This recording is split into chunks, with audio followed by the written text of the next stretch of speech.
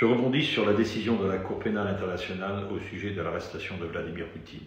Cela fait plusieurs mois, pratiquement un an, que j'annonce au travers de mes lives que le gouvernement de Londres a décidé d'éradiquer le système Poutine, et ce, de quelque manière, quel qu'il soit.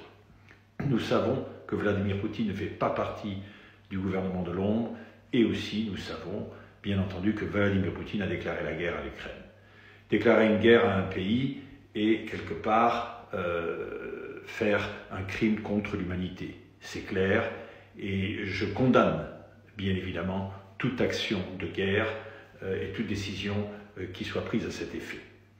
Mais celui qui n'a jamais péché jette la première pierre. C'est la question qu'il faut se poser. À ce moment-là, Vladimir Poutine ne devrait pas être le seul concerné. On pourrait aussi bien parler de Bush quand il a déclaré la guerre à l'Irak. Et puis, ce qui est intéressant, c'est derrière les coulisses, toutes ces guerres officieuses qui sont là pour toutes d'entre elles financées par vous, contribuables, aussi bien en commençant par la France, qui intervient sur des opérations militaires dans des pays. Rien n'est officiel, tout est officieux. À ce moment-là, si nous devons arrêter Vladimir Poutine, on devra arrêter la plupart des présidents et des chefs d'État dans les pays concernés. Donc cette décision est avant tout une décision géopolitique, non pas politique.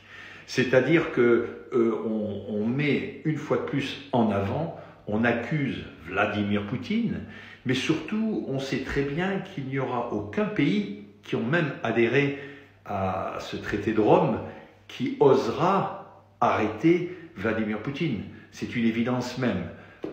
Rappelez-vous, l'ancien président du Soudan a été condamné aussi par la CPI et il voyageait en toute liberté dans tous les pays qui auraient dû l'arrêter.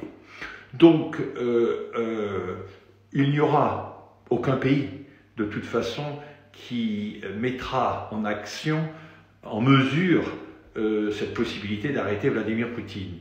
Une fois de plus, on le dénonce, on veut l'éradiquer, et si telle était la convenance de la CPI, pourquoi la CPI ne se rapproche pas aussi sur l'historique du président ukrainien? À ce moment-là, lui-même devrait être sans doute condamné.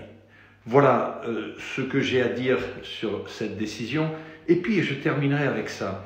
Et cela fait aussi pratiquement un an que je m'inquiète de